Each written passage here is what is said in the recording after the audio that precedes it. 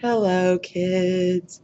Welcome to your review for Chapter 2A, Spanish 3 Pre-AP. All right, look these words up. Not my business. Moving on. Un pintor usa un pincel para pintar. A painter uses a blank to paint a paintbrush. Una pintura con frutas o flores se llama una. A painting with fruits or flowers is called a naturaleza muerta. Naturaleza muerta. Un blank. A blank is where works an artist or sculptor. Taller, a workshop. A painting that is painted on the wall is called a mural. Mural, sorry. A blank is a painting of a person. Diego Velázquez painted, accent, a lot of these. Retrato. It's not autorretrato because that's one that somebody painted it themselves. A painter uses a something to mix their paints. A paleta.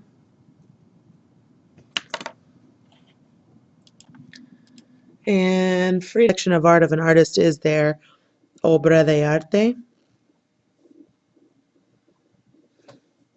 Oops, there you go. And moving right along. Los Artistas. There's another video that is linked on my website. You can watch those artists and study them. Those are all the artists and paintings that are going to be on the test. There are extra pictures from the same artists, but every picture that's on the review show is on the test.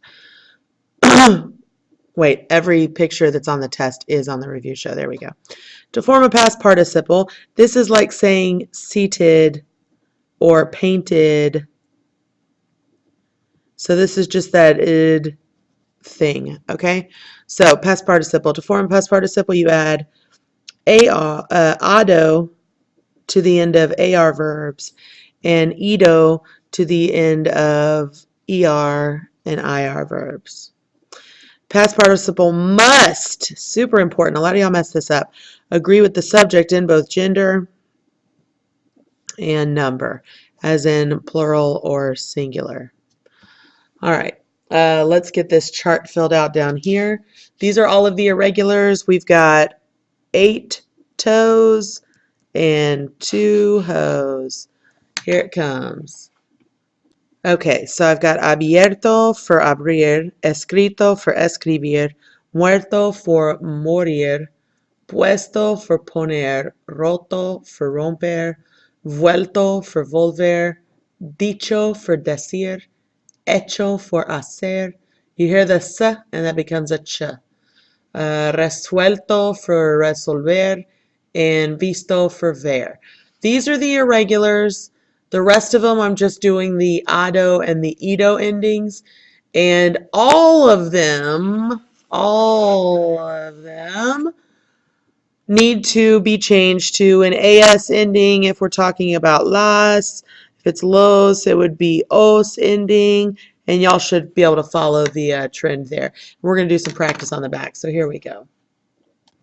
So all I've got to do here is find the object that I'm discussing and then make my past participle match it.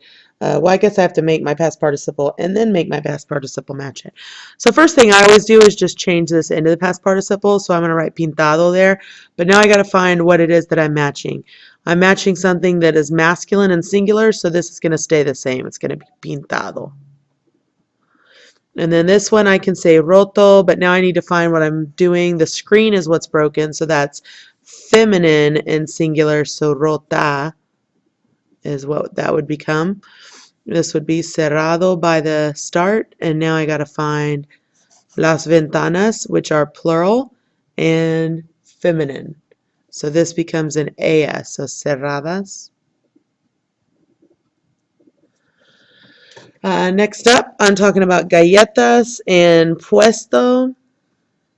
sounds like somebody with a speech impediment saying presto. Okay, sorry, that's not funny. All right, so I'm going to put puest, and then because this ends in as, this ends in as. Got it? Puestas. El informe está escrito. Why? Because that's masculine and singular. La cama is feminine and singular, so hecha. This is la mujer, and so it's feminine and singular, sentada. And I obviously didn't do that many plural ones, so I'm sorry about that. Preterite keywords, y'all are responsible for writing those down. These do need to be complete when you turn in your review, so make sure you get that done. You can find these on, I think, yeah, there used to be a Preterite video. I'll put it back up so that y'all can watch the Preterite versus imperfect key phrases and copy them down here. All right, so imperfect. Use the imperfect to tell about habitual actions in the past. This is stuff that happened and continued to happen. So if I say, as a child, I used to go to the park a lot, you can see me going to the park more than once. So that's a habitual action as well, right? Or every day, I used to go to the bank. That's a habitual action. It happened every day. Use the imperfect when two actions are occurring at the same time. We were talking while we were walking. Estaba or caminábamos mientras hablábamos, or vice versa. And then use water loads to remember the rest. So water loads stands for weather, age, time, emotion, repeating action, location, ongoing action, attitude, description, date, setting, and background.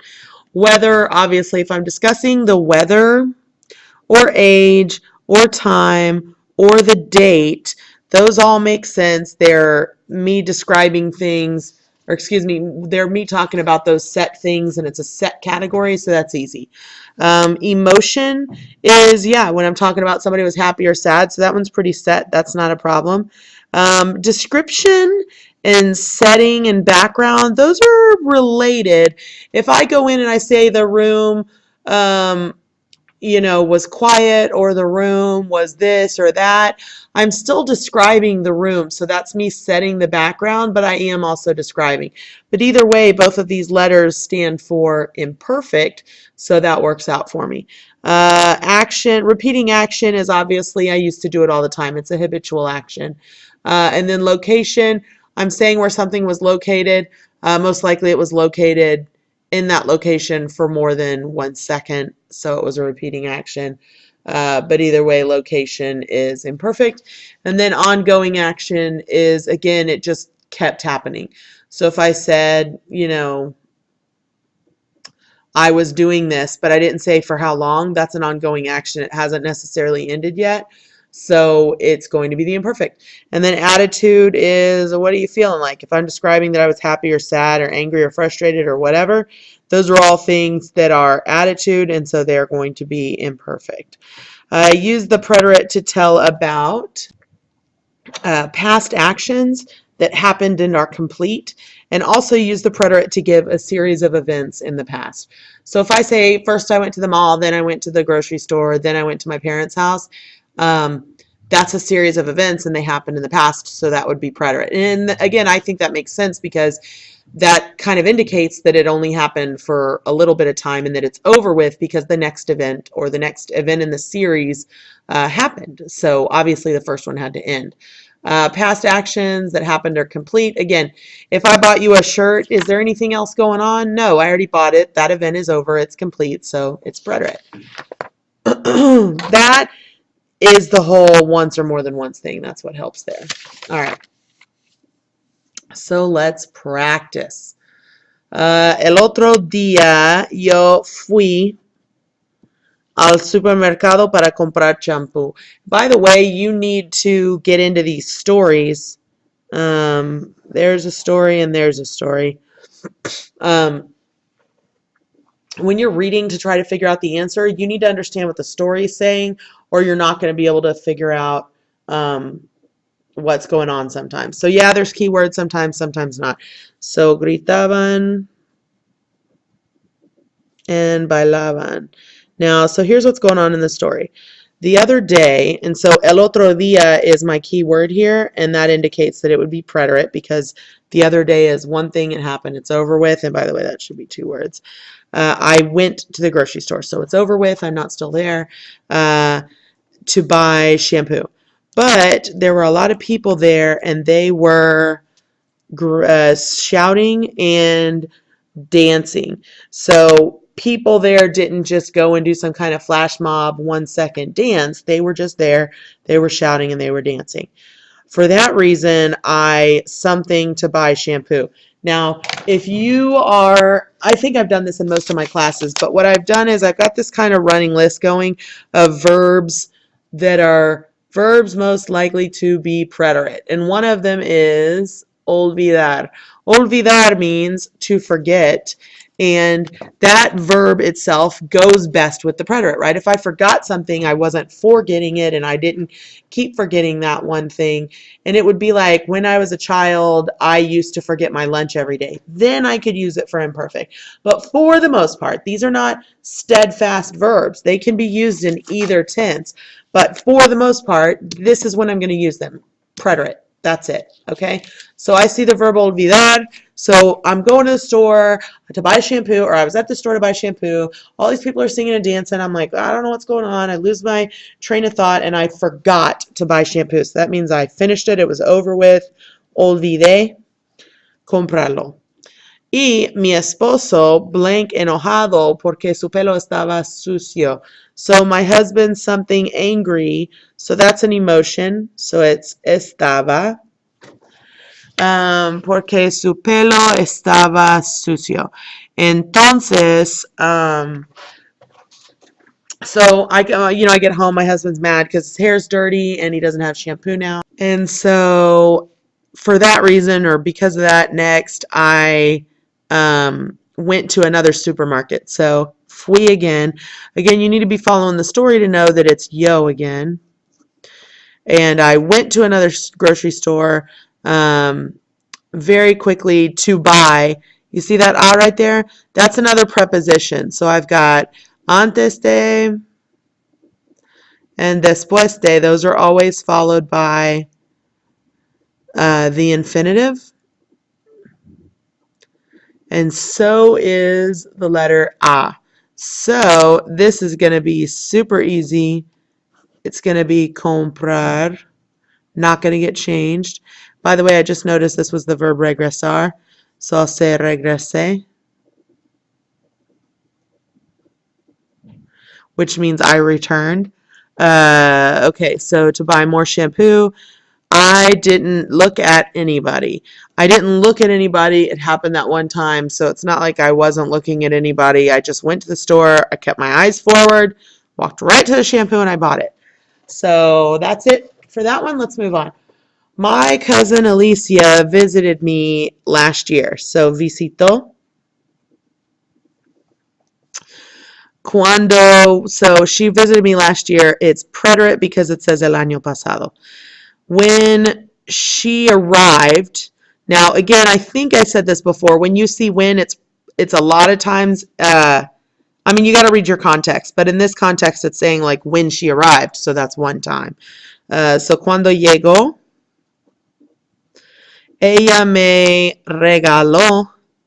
She gave me a new blouse. Now, how many times does a giving thing happen? Giving usually happens one time. Like I gave you a gift. I'm done giving you the gift. So we don't have to do anything else with the gift. So regalar is another good word to put on the high frequency preterite lists, which you can't even see. Regalar. Let me fix that. All right, so my cousin Alicia is coming to town. When she arrived, she gave me a new blouse. Next one, the blouse, something, silk, and it was blue. So I'm currently describing the blouse as silk and blue, which means era. Does that make sense? Because it's a description.